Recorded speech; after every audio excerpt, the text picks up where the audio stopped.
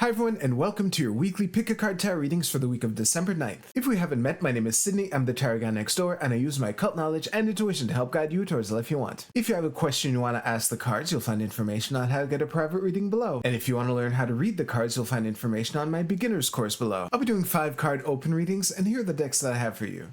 We have the Tarot de Marseille with Lapis Lazuli, the Tarot of the Divine with Citron, and the Radiant Wise Spirit Tarot with Tourmaline. We also have 4 different oracle cards to choose from 4 different decks. So go ahead and pick which tarot deck and which oracle card resonate with you the most. It's totally fine if you're drawn to more than one. And as always, you can pause this video if you need more time. As always with collective readings, take what resonates with you and leave aside what doesn't. If you want to jump straight to your reading, you'll find timestamps below. And with that, let's go right to the readings. Alright, Group 1, let's see what we have for you for this week.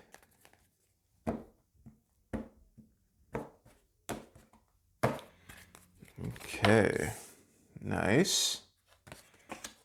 Okay, cool. So I'm noticing right away that all the pips are even.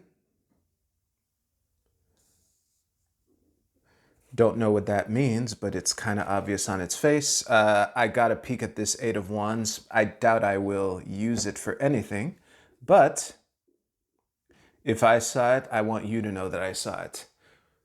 Beautiful. I did all that blind. I'm proud of myself. All right, I'll see you right now.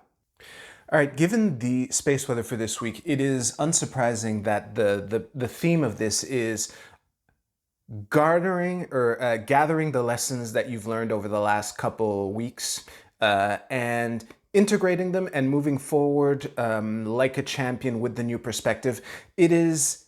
I don't like reading Marseille this way. It is possible that these 3 personas are different aspects of the same person. It could be 3 different people. I don't think it matters. But the creative energy of the Empress, the new perspective and balance and surrender and everything about the Hanged Man here, and the champion that is the Chariot, combined with all these even pips, it is very...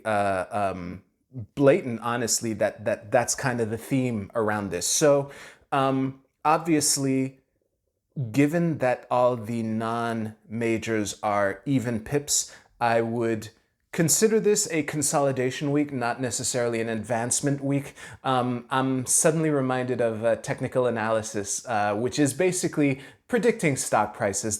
Technical analysis is a fancy term for predicting stock prices. And in that field, whenever the price of a stock is going up, there's always a consolidation period that you need where you can build a new floor that the stock price can jump up from there. So obviously with the consolidation period between 2 upticks like this, that's kind of the vibe of this week. So this is a week to review and revise. Even though Mercury is stationing direct at the end of this week, this is a week to, it's stationing direct at the place that it was at in early October, November, or whatever, I forget. So that is kind of the vibe here. And yeah, it's looking like you're well positioned to capitalize on whatever lessons that this cycle has brought you, highlighted by the full moon, of course. But yeah, I'm not going to go too much into space weather, and I think that I've left everything on the table, so to speak. So if you liked your reading, please give this video a like, and you can use the timestamps in the description below to jump to your oracle card reading. I'll see you there.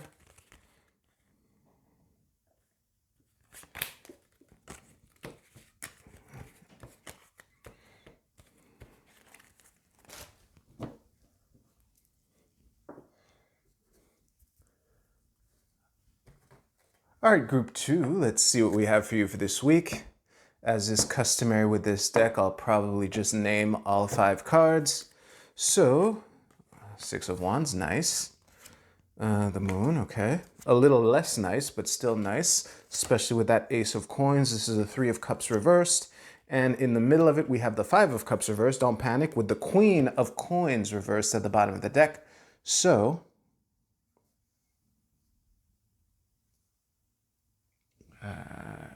yeah, this is good, so I can continue.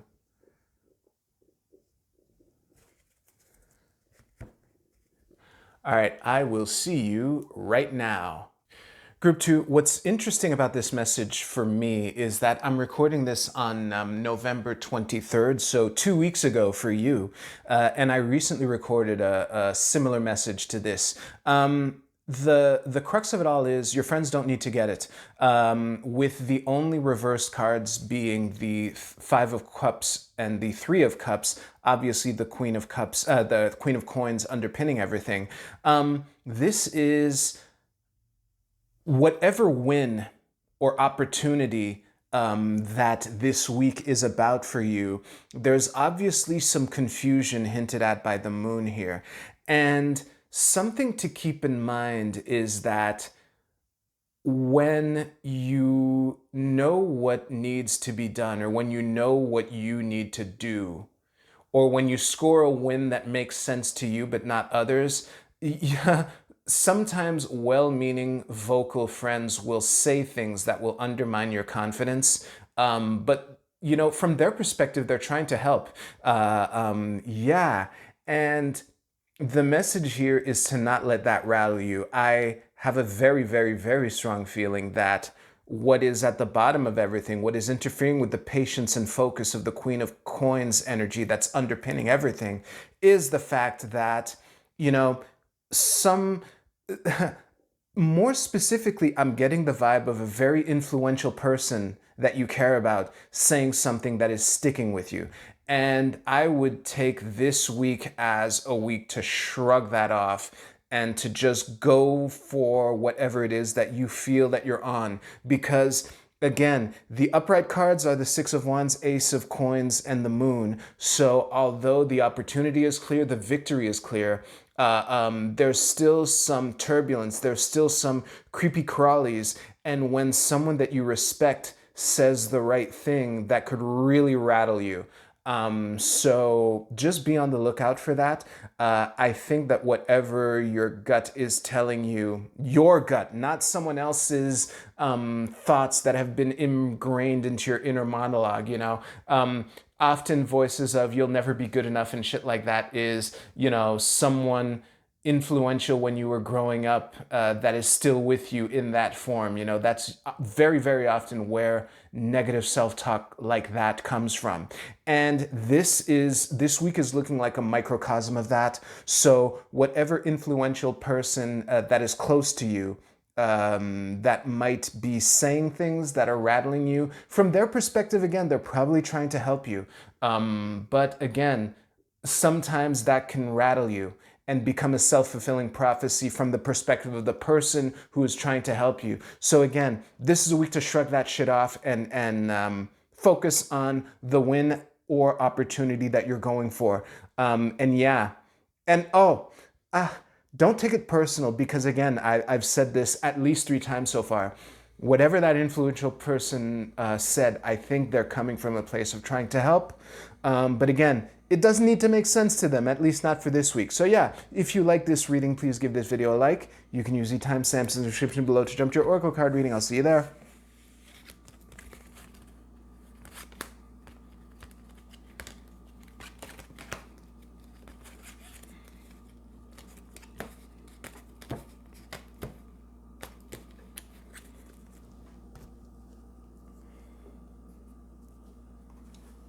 All right, group 3, let's see what we have for you for this week.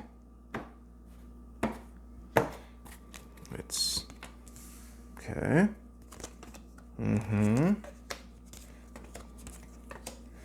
Well, I really like all these cards. It's very interesting that the Hermit is the only upright card in all of this. That's very, very interesting. Because otherwise, all these cards are fucking awesome. It's unfortunate that they're reversed, but they're awesome. All right, I'll see you right now.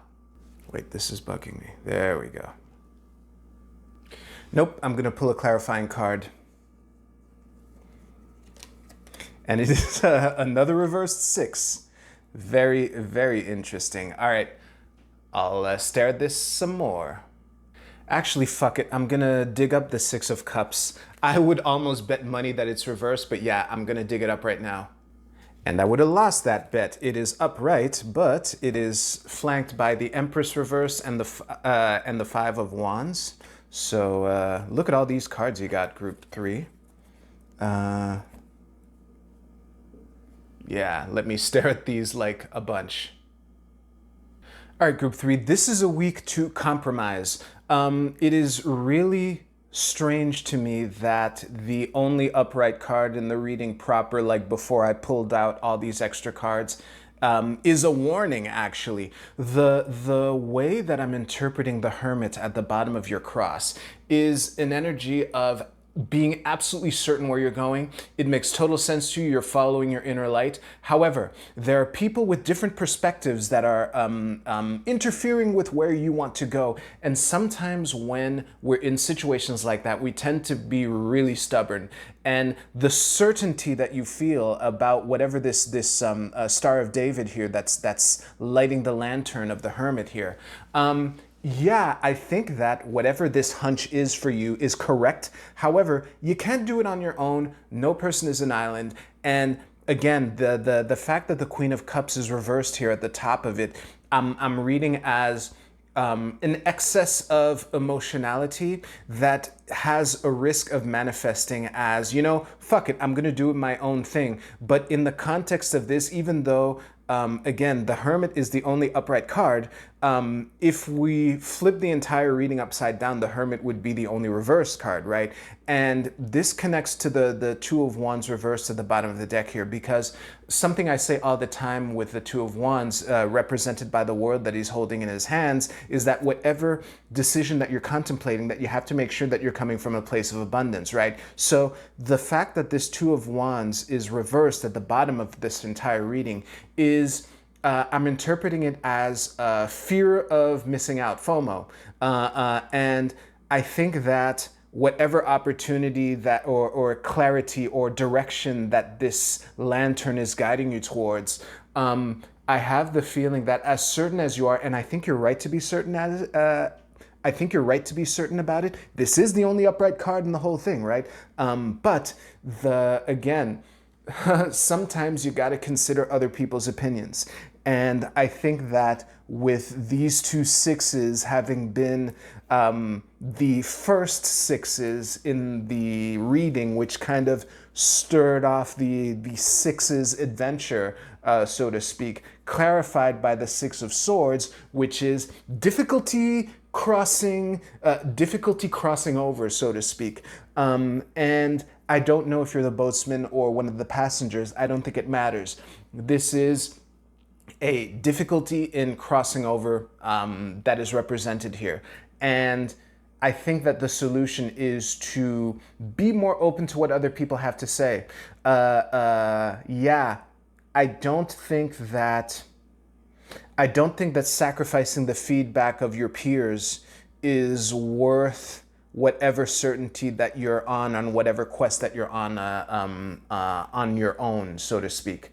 And yeah, I don't have much else to say, so I'm gonna pause just to make sure I didn't forget anything. Nope, I really left it all on the table. So be open to the feedback of others, no matter how certain you are. And again, I think that your hunch is correct as far as this Hermit's lantern is concerned. So if you like this reading, please give this video a like. And if you don't want to watch me pick up your reading, you can use the timestamps in the description below to jump ahead a couple seconds. I'll see you there.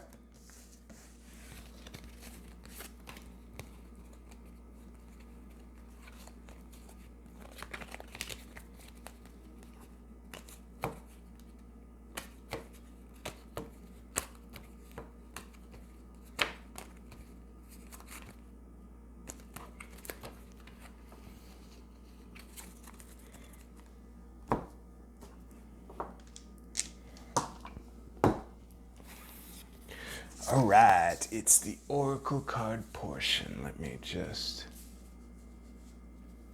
That should be pretty decent. This'll do. All right, Group A, your card is Oppression. This is I Ching hexagram number 47. And the keywords are restriction, exhaustion, depression, depleted resources, feeling cut off, punishment, confinement. Don't panic. I'm going to stare at this for a moment, but the illustration is pretty clear on what the message is. Yeah, this is a pretty blatant hold on to your thing no matter what.